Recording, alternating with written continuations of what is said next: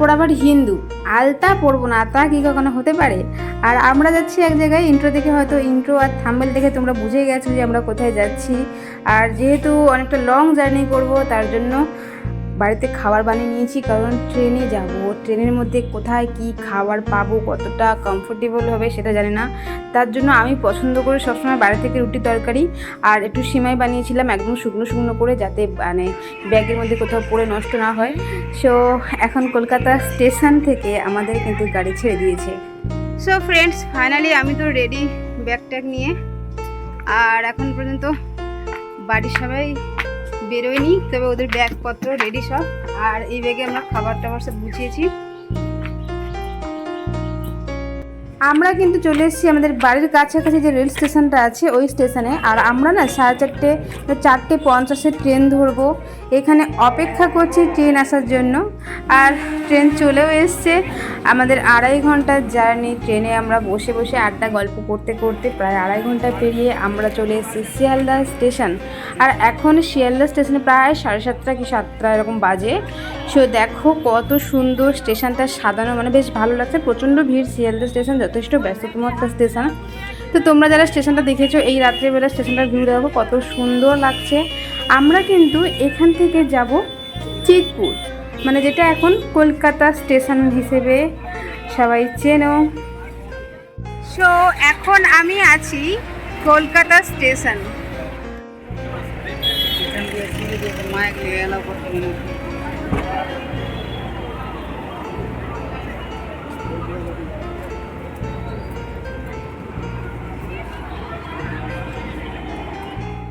আর দেখো স্টেশনে আসতে না আসতেই মায়ের খিদে পেয়ে গেছে, তো মা আর ভাই মিলে এইসব খাবার কিনে নিয়ে এসছে, এখন খাওয়া দাওয়া হবে। এদিকে এক্সপ্রেসের দরজা খুলে দিয়েছে।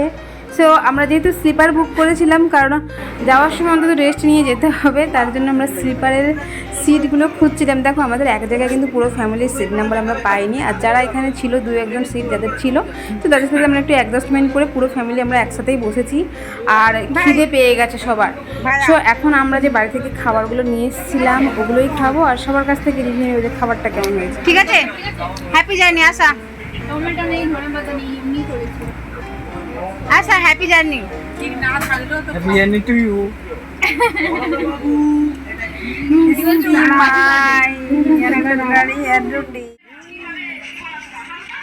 খাওয়া দাওয়া করতে করতে এদিকে ট্রেন আমাদের ছেড়ে দিয়েছে। কলকাতা স্টেশন থেকে বেরিয়ে আমরা আমাদের উদ্দেশ্যের পথে রওনা দিয়েছি। আর এটা ছিল নেপাল এক্সপ্রেস। এবারে শোনো এই ফুল দিয়ে মালা গাঁথার গল্পটা।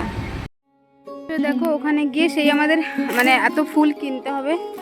ফুল কেনা থেকে যেহেতু গাছে এত ফুল আছে, সো তার জন্য কুড়ি তুলে নিয়ে যাব আর মালা গেঁথে তারপরে মন্দিরে, মায়ের মন্দিরে ফুলের মালাটা দেব। আর আমাদের গাছে জবা ফুল পুরো ভর্তি। এটা শুধু একটা গাছ দেখাচ্ছি, মানে আরও গাছ আছে প্রচুর। এই পুকুর পাড়ে পাড়ে পুরো জবা ফুলের গাছ ভর্তি। এই যে জবা গাছ, আরও মাঠের দিকে গাছ আছে। আপাতত এই গাছটাই তুলি। আর দেখো যেহেতু গরমকাল তো এখন, তার জন্য প্রত্যেক গাছে গাছে ভর্তি ভর্তি করে জবা ফুলের কুড়ি হয়েছে। ওখান থেকেও কেনা যাবে, বাট বাড়ি থেকে তুলে নিয়ে যাওয়া একটা আনন্দটাই আলাদা। সে এখন কুড়িগুলো তোলা যাক।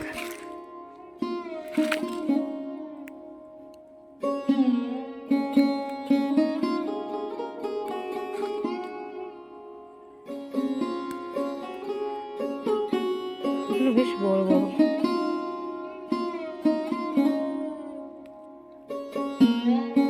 আর এদিকে মাও ফুল তুলতে লেগে গেছে। দেখো এতগুলো জবা ফুলের কুঁড়ি হয়েছে, এখনো কিন্তু গাছে তোলা শেষ হয়নি। কত কুঁড়ি, মানে এই ফুলগুলো ফুটলে অনেকগুলো ফুল হবে।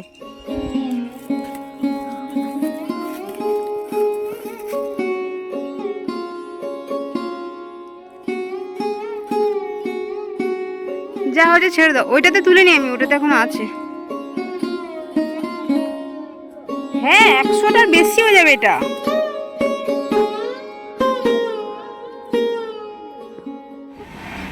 এখন গাচ্ছি মালা। আর দেখো ট্রেনের সিটে বসে এইরকম মায়ের জন্য মালা গাঁথতে গাঁথতে মন্দিরে যাওয়ার যে ব্যাপারটা কি সুন্দর, তাই না? তো এমনি না, আগে যখন দক্ষিণেশ্বরে গেছি তখন ওরকম প্রথম কয়েকবার বাড়ি থেকে ফুল নিয়ে মালা গেঁথেই নিয়ে গেছিলাম। আর ট্রেনটা সেরকম ভিড় ছিল না, অনেকটা হালকা ছিল, মানে এখনও অনেক অনেকে ওঠেনি ট্রেনে, তার জন্য ফাঁকা ফাঁকা ছিল। আর ভাবছিলাম যে 20 কম পড়ে যাবে, কিন্তু না, 108টা, আবার এদিকে 51টা ফুল দিয়ে 2টো মালা হয়েছে, আরও হয়ে যা ফুল থেকে গেছে, আরও একটা মালা হয়ে যাবে, বাট আর মালা গাঁথিনি। তো এটা হলো আমাদের 3টে, প্রায় 2টো ফুলের মালা হয়ে গেছে, আর কিছু রোজ ফুলও থেকে গেছে। সো মালা গাঁথা গল্প আড্ডা করতে করতে আমরা কিন্তু চলে এসেছি আমাদের গন্তব্যস্থল। এখান থেকে আমরা আমাদের রুমের দিকে যাব। আর এই স্টেশনটা হচ্ছে রামপুরহাট জংশন। আশা করি এটা তোমরা যারা তারাপীঠে এসছো জানো যে এই স্টেশন থেকে নেমে আমাদের এখন অটো নিতে হবে আমাদের রুমের উদ্দেশ্যে। সো এখন কিন্তু রাত 2টো বাজে, প্রায় 4.5 ঘন্টা 5 ঘন্টা জার্নি করে আমরা রুমে এসেছি। তখন বাজে 2:30-3টে বেজে গেছে। সো না ঘুমিয়ে একটা রুম নিয়েছিলাম, জাস্ট স্নান করে ফ্রেশ হয়ে আমরা ভোর 4টের দিকে মন্দিরে এসেছি। তো অনেকটা টেনশন ছিল জানো তো, যে আমি শুনেছি তারাপীঠের মন্দিরে প্রচুর ভিড় হয়, যার জন্য তাড়াতাড়ি করে মন্দিরে ঢুকতে চেয়েছি, যাতে করে সকাল সকাল ঠান্ডা ঠান্ডায় পুজোটা দিতে পারি। কারণ এখন গরমকাল, আর এই ভিড়ের মধ্যে প্রচণ্ড কষ্ট হবে। আর এই সব ভেবে তাড়াহুড়ো করে স্নান করে রেডি হয়ে মন্দিরে এসেছি। দেখা যাক মন্দিরের লাইনটা এখন কতটা। আর এখানেকার দোকানদাররা পুরো ছিঁড়ে খাচ্ছিল ডালা নেওয়ার জন্য। যাই হোক, একটা আমরা বড় ডালা নিয়েছি, আর বেশি নিইনি। আর বাড়ি থেকে যা যা ফুল নিয়েছি ওগুলো নিয়েই মায়ের মন্দিরে পুজো দিতে যাব। আর এখন কিন্তু ভোর 4টে বাজে। এখন যদি এত লাইন হয়, বুঝতে পারছো, মানে ঠেসাঠেসি গরমে ঘেমে যাচ্ছি। যারা দুপুর 12টা-1টার দিকে যারা লাইনে থাকবে তাদের অবস্থাটা কেমন হবে। ভোর 4টের দিকে লাইনে দাঁড়িয়েও প্রায় আমরা 100 থেকে 150 জনের পেছনে ছিলাম। এই দেখো প্রচুর প্রচুর মানুষ। তো এটাই ছিল আমার তারাপীঠের এক্সপিরিয়েন্স, যে এই লাইন আমি শুনেছি প্রচুর ভিড় হয়। তো এই লাইনটা আমি ফার্স্ট টাইম দেখলাম। এরকম অনেক মন্দিরে ভিড় হয়, বাট এইরকমভাবে হয় না, আমি দেখিনি আর কি। তো এই ভিড়ের মধ্যে দিয়ে আমরা প্রায় 2 ঘন্টা মতো ভিড়ের মধ্যে আটকেছিলাম। মানে 4টেতে দাঁড়িয়েছি আর মন্দিরে পুজো দিয়েছি 6টা 6:30 সামথিং। ওই 2-2.5 ঘন্টা এরকম লেগেছে আমাদের। আর দুঃখের বিষয় ছিল, এখানে কিন্তু আমাদের ফোন জমা নিয়ে নিয়েছিল, যার জন্য আমি ভেতরে ভিডিও করতে পারবো কিনা জানি না। ফোন জমা দিয়ে তারপর আমরা পুজো দিয়ে আবারও ফোন নিয়েছিলাম। হ্যাঁ, পুজো দেওয়ার পরে কিন্তু ওনারা আমাদেরকে ফোন দিয়েছিল। মন্দির চত্বর ঘুরতে পেরেছি, মন্দিরে ভিডিও টিডিও করতে পেরেছি যতটা করা যায়। তবে পুজো করার সময় যেহেতু আমাদের মন্ত্রপাঠ করতে হবে, হ্যাঁ না তেনা জানি না কেন ফোন নিয়ে নিয়েছিল। যাই হোক, যারা নাকি বেশি টাকা দিয়ে, যারা 500 টাকা 1000 টাকা এক্সট্রা করে দিয়ে মন্দির দর্শন করে, তাদের কাছে নাকি ফোন টোন রাখা যায়, এরকম একটা ব্যাপার থাকে। তো এটা আমার জানা হলো। নেক্সট টাইম আসলে অবশ্যই সেটা ট্রাই করব, আর অনেক ভালো ভালো ভিডিও ক্লিপ নেব, অ্যান্ড আমিও ভালো করে উপভোগ করব মন্দিরের পুজোটাকে। সো এখানে সবাই ধূপ জ্বেলে আর মানত করার জন্য এই জায়গাটাতে সবাই মানত করছিল। তো এটাই ছিল তারাপীঠ মন্দিরের মানে ভেতরের দিকটা। সো সামন থেকে ভিডিও করতে পারিনি, কারণ সামন থেকে যেভাবে লোকজন ঘিরে ছিল না, ওইভাবে সামন থেকে সুন্দর করে আমি ভিডিও ক্লিপ নিতে পারিনি। তো আমাদের পুজো দেওয়া প্রায় শেষের পথে, সব কিছু কাজ কমপ্লিট হয়ে গেছে। এখানে ছবি তোলাতুলি হচ্ছিল। এই যে মন্দিরের সামনটা থেকে দেখো, তোমরা বুঝতেও পারবে না, মানে আমি নিজেও ভালো করে দেখতে পাচ্ছিলাম না। আর মন্দিরের ভেতরে যে ঢুকেছি, মন্দিরের পান্ডাদের ব্যবহার খুবই খারাপ। যাদেরকে তুমি টাকা দেবে তারা ছাড়া আর সবার ব্যবহার খুবই খুবই খারাপ হয়। এটা একটা খুব বাজে এক্সপিরিয়েন্স হয়েছে আমার। এত মন্দিরে গেছি, কোথাও এত খারাপ ব্যবহার পাইনি। ওরা রীতিমতো বাজে ব্যবহার করে ঠেলে ঠুলে মানে বের করে দিচ্ছিল। অনেক মন্দিরে গেছি যেখানে এত ভিড় থাকে, বাট এরকম বাজে ব্যবহার করে না। এটা আমার খুব বাজে এক্সপিরিয়েন্স। আর একটা ছিল যে এখানকার পান্ডারা, মানে এখানে যারা দায়িত্বে থাকেন ইউনিয়ন, একদম ভালোভাবে মেনটেন করে না, প্রচুর নোংরা মন্দিরের আশেপাশে। এটাই হলো এখানকার আমার বাজে এক্সপিরিয়েন্স। যাই হোক, এখানে আর এই যে জায়গাটা তোমরা দেখতে পাচ্ছ, এটা হলো পাঠা বলি হয় এখানে, মানে যে যার মানত পূরণ করার জন্য এখানে বলি দেয়। তো আমি কিছু ভিডিও এখান থেকে কেটে পুরো ভিডিওটা দিতে পারিনি। তো যতটুকু ভিডিও আছে তোমরা প্লিজ মন দিয়ে দেখো।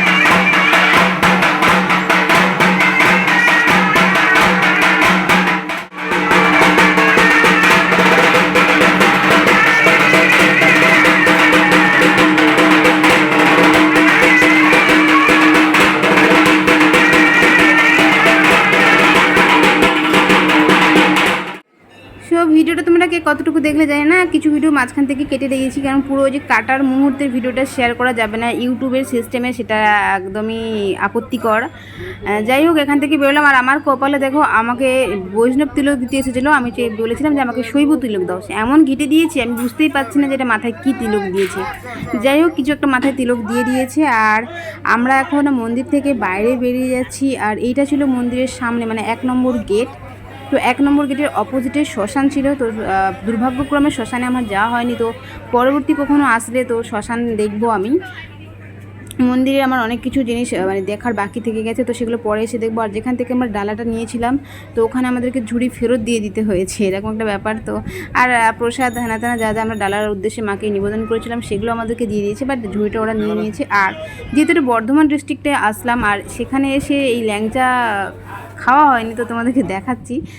আর তারপর আমরা রুমে এসে বেরিয়ে পড়েছি সবাই। আমরা রুম এখন ছাড়বো, কারণ আমাদের টাইমিং ছিল দুপুর 11টা পর্যন্ত।